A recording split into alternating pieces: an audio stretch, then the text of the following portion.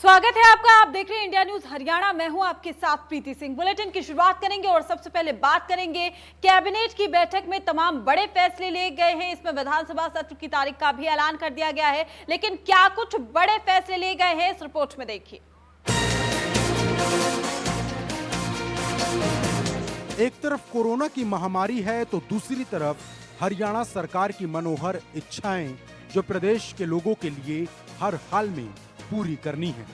इसी उद्देश्य के साथ मनोहर कैबिनेट की बैठक हुई और विधानसभा सत्र बुलाने पर सहमति बनी। साथ ही साथ मॉनसून सत्र की तारीख का ऐलान भी हो गया।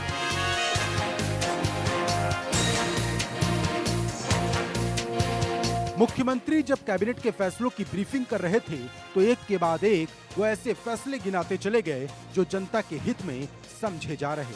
आपको एक एक कर हर वो फैसला बताते हैं जो मनोहर कैबिनेट ने लिए हैं। सबसे बड़ी बात, गुरुग्राम में मेट्रो के लिए कॉरपोरेशन के लिए पहले इंडिपेंडेंट प्रोजेक्ट को मंजूरी दे दी गई। हुडा सिटी सेंटर से पहली पुरानी रेल लाइन रैपिड मेट्रो को जोड़ेगी। 28.8 किलोमीटर की ये लाइन पूरे शहर को कवर करेगी। बजट 6,821 करोड़ होगा। शहरी निकायों में निगम, परिषद और पालिका में मेयर के चुनाव अब डायरेक्ट होंगे।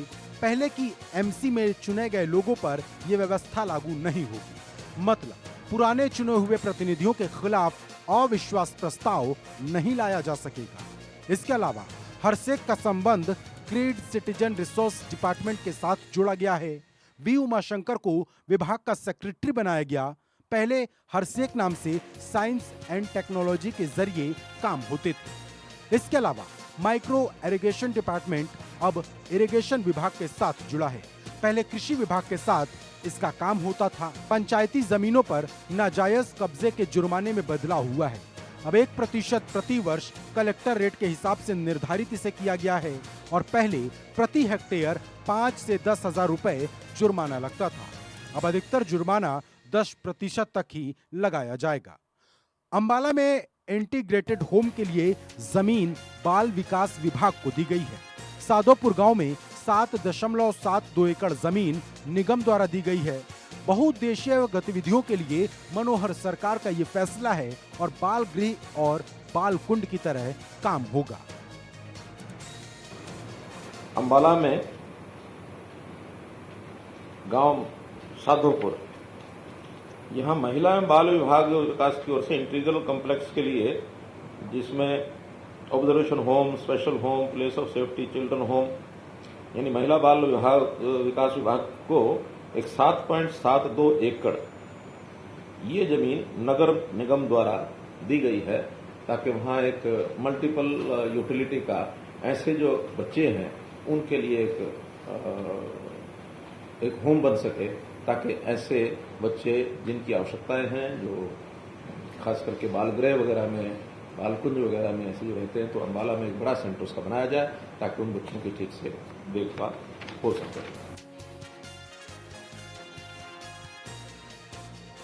मनोहर कैबिनेट की बैठक में न सिर्फ मॉनसून सत्र की तारीख का ऐलान हुआ, बल्कि उन तमाम एजेंडों पर भी चर्चा हुई जिसके लिए कैबिनेट की बैठक का इंतजार हो रहा था। मनोहर कैबिनेट ने गुरुग्राम के लोगों को वो सौगातें भी दी जिसका इंतजार कई सालों से किया जा रहा था। गुरुग्राम में हमारा जो मेट्रो के लिए हमने जो कॉर्पोरेशन बनाई है, उसका पहला प्रोजेक्ट अपने आप में एक इंडिपेंडेंट प्रोजेक्ट होगा। 28.8 किलोमीटर लंबी नई मेट्रो हुडा सिटी सेंटर से, और जो गुरुग्राम की जो पहले पुरानी लाइन है, क्या नाम है उसका, रैपिड मेट्रो, उसको जोड़ेगी। पूरे शहर का एक राउंड लेते हुए 6,821 करोड़ रुपए का इसका बजट है। तो उसकी जो डीपीआर बनी है उसको आज कैबिनेट ने स्वीकृति दे दी है। मेट्रो की जो रेल पहले बनी हुई है, जिसको कभी रैपिड मेट्रो, प्राइवेट मेट्रो जो बनी हुई है, पूरा शहर को, पुराने शहर को घूम करके, और 28.8 किलोमीटर लंबी ये रेलवे लाइन होगी। 6,821 करोड़ रुपए इसकी लागत आएगी।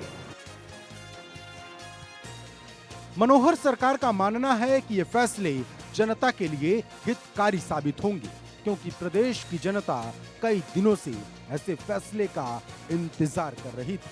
चंडीगढ़ से विपिन परमार, इंडिया न्यूज, हरियाणा। एक तरफ मनोहर कैबिनेट की बैठक में कई फैसलों को पारित किया गया, तो कई ऐसे भी मुद्दे थे जिन पर चर्चा की गई है। मनोहर कैबिनेट में करीब 17 एजेंडों को सामने रखा गया था। सरकार ने यह भी तय किया है कि मॉनसून सत्र में कुछ जनहित वाले फैसलों को भी पास किया जाएगा। कैबिनेट की बैठक में कई अनौपचारिक चर्चाएं भी हुई, जैसे ग्राम पंचायत में होने वाले सरपंच के चुनाव में पहली बार सरकार ने BCA ग्रुप को 8% आरक्षण देने पर बात की। BCB तो अलग रहेंगे क्योंकि उनकी पर्याप्त संख्या पहले से होती है। आगामी जो ग्राम पंचायत के चुनाव है, इसमें पहली बार BCA इस ग्रुप को हम ग्राम पंचायतों के लिए 8% सरपंचों के चुनाव में रिजर्व कर रहा है। BCA ग्रुप के लिए ये आज तक कभी पहले यहाँ नहीं हुआ और किसी प्रदेश में भी नहीं। 8%।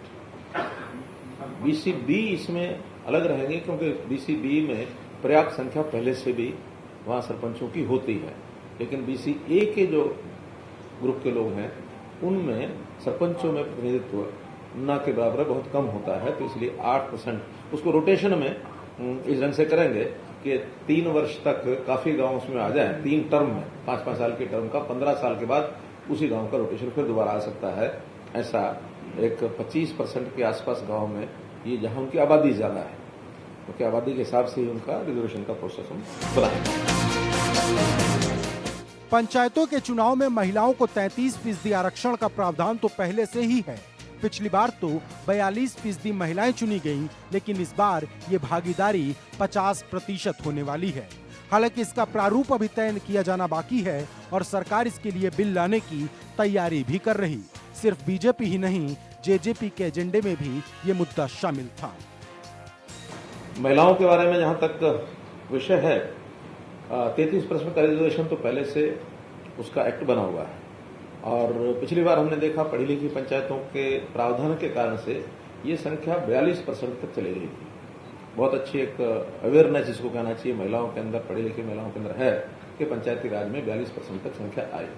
लेकिन इस बार हमने तय किया है कि हम उनकी 50% भागीदारी ये सुनिश्चित करेंगे। तो और आगे बढ़ने के लिए यानी आधी आबादी आधी हिस्सेदारी ये जरूर हो, इस नाते से जैसे पहले हमने कई 50% भागीदारी। अब इसमें प्रारूप निकालेंगे क्या निकलेगा, लेकिन रिजर्वेशन का अलग विषय होता है, भागीदारी का अलग होता है। तो मैं शब्द प्रयोग कर रहा हूं 50% की भागीदारी।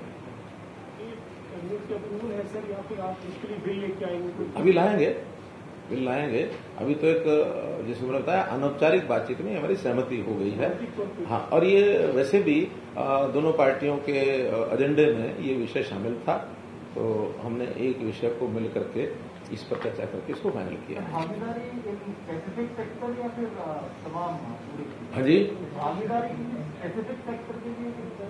पंचायतों के चुनाव में बताया, पंच और सरपंच पंचायतों के, और इसी प्रकार से पंचायत समिति और जिला परिषद, उन सब में 50% की भागीदारी हम सुनिश्चित करेंगे, ऐसा हमने तय कर दिया।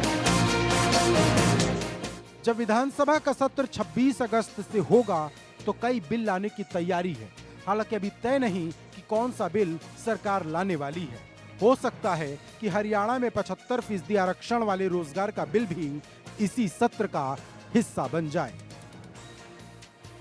पहले ऑर्डिनेंस और बिल लाने की प्रक्रिया अलग अलग होती थी।